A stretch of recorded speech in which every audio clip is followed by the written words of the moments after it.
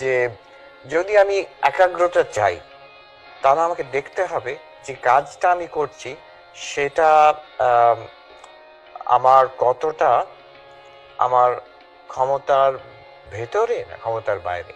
আমার ক্ষমতার যদি সঙ্গে সেটা ম্যাচ করে, আমি যতটা পারছি ততটাই কাজ করছি, তাহলে এই কনসেন্ট্রেশন একাগ্রতা আসবে।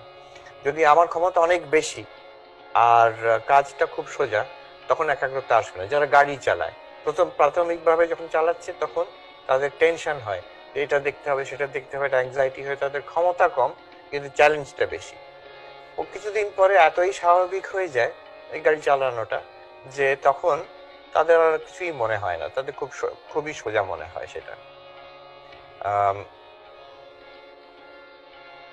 তো এই হলো মিহাই মিহাই বলছেন সেখানে যে আম,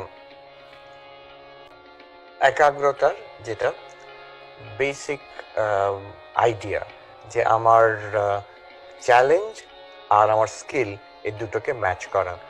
যদি কোনো সময় একটা কাজ খুব কঠিন মনে হচ্ছে, টেনশন হচ্ছে, তখন আমার স্কিল কম আর চ্যালেঞ্জ বেশি।